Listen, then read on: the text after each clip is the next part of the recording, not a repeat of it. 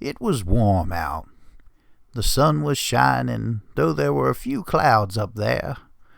I was sitting by the old empty Cracker Barrel on the boardwalk in front of Clance's store in the village of Tail Switch. Well, trying to sit anyway. Clance was nice enough to put out both checker and chess sets on a small shelf by the barrel. There was a checkerboard on top of the barrel. There were only 2 flies in the ointment of my day. First, of course, was the simple fact that a pony with a wooden foreleg has just about zero chance of ever finding a comfortable way to sit to play checkers. My somewhat grizzled brown coat has way too many scars. There's a tail behind each one, too. Comes of being an adventurer. I even met the famous Daring Do on several occasions. Nice mare. Not stuck up at all. To use the Pegasus expression for it, she flies with her own wings. Darn clever, too. Don't really know if the rumors she's the daughter of the infamous and never-caught thief Carmen Pondiego is true or not. If it is, her ability to find almost any antique treasure is well explained. The other fly in my day's ointment was starting to show up. Colts and fillies. Carter and I were trying to ignore 'em as we set out our checkers. We were going to play for the championship of the entire world, so to speak. Carter and I take our checkers seriously. It was a shy little filly that fired the opening shot of the question barrage. She pointed to one of my bigger scars and asked softly, "Mr. Wilden, what happened to make that?" Even Carter looked up from the checkerboard.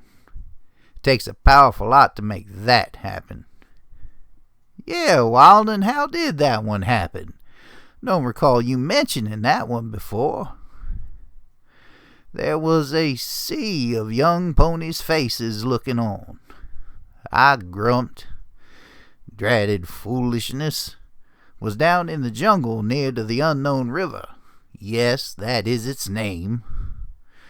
I was looking for the temple of Shurush, rumored to be there. I was clearing brush and forgot to look up. Blasted tree snake about as big around as your neck, young filly, grabbed me and started to haul me up where it could get its coils around me and crush me to death. Lucky for me that a pony's skin is loose and the snake's teeth were sharp. My hide tore out of his grip and I fell back down. No great adventure, just carelessness. If you're in a jungle, always check everything before you take any step. The floodgates opened. Even Carter joined in. Maybe I should apply to the Adventurers Guild for a different retirement village. It had to happen. They were all staring at my wooden leg. Even Carter. They asked me before. I always tell them to mind their own business. They never do. Carter unwisely joined the chorus of, "How'd you lose your foreleg, Mr. Wilden?" I ground my teeth in frustration, glaring at the lot of 'em, Carter included. I growled, "All right, I'll tell you how I lost my darn foreleg." I gestured to the lot of 'em, Carter included, with my good foreleg. "Just one condition.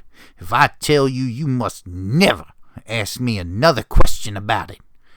Promise?" Little ponies looked at one another in consternation. Carter even gave it sour consideration. He nodded. "You got it, Wilden. Not another question about your leg if you tell me." Reluctantly, curiosity getting the better of 'em, the colts and villies all agreed. "Okay, I'm going to tell you what happened to my leg, but not another question about it, ever. It was bit off."